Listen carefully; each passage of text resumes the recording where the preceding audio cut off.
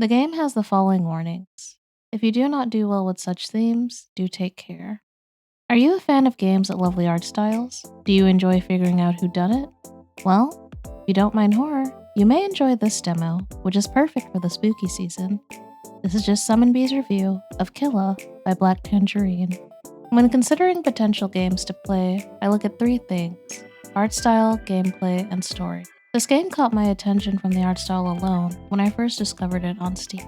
I'm a sucker for art styles that look like it came straight out of a book, and I love the pop-up book style they chose for the overall game environment. The character images aren't static and use what I believe is live 2D to animate them, which I think gives it a nice touch. I also like that each character's design is distinct, so no one looks too similar to each other. Valhalla is our main protagonist, whose life has been anything but kind. That is until she meets Pandora, her now mentor, and chooses to follow her. For a while, it seemed like everything was finally going well, until older Valhalla returns to her mentor's home and finds that she has been murdered. All we have to go on from her mentor's dying words is that their name contains law.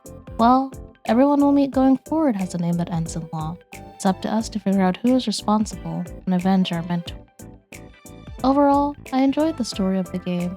Our cast of characters are an interesting bunch, and I'm curious to learn about their backstories. There were a few minor sentences here and there that had typos or sounded awkward, but it did not deter from the gameplay experience. I did come across one part of the game that wasn't translated. I'm not sure if this is meant to act as a save point, but hopefully it'll be fixed in the final game. If I had to find something I didn't like, it would be the timing on the ellipses. I understand it's meant to represent a pause or a character trailing off. There are times where I wish the text would move on. At some points I started clicking to progress the dialogue, rather than letting it play out naturally. The gameplay itself is simple. You investigate scenes to gather clues, and then use those clues to piece together the correct story the scene is trying to tell.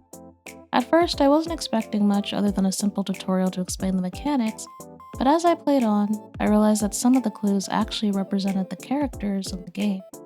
There's also the resonance system, which reminded me of Stella Glow's tuning system. You go into a character's subconscious, where you can view their inner thoughts and true feelings. Afterwards, you get a key, which lets you access the room of memories.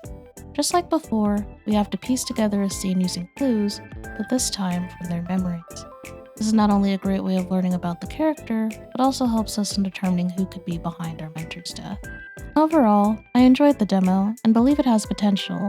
I developed some theories of my own regarding some characters, but I'll save them for when the full game comes out. The planned release date is yet to be announced, but I would recommend trying out the demo while it's available. Will you be adding KILLA to your wishlist?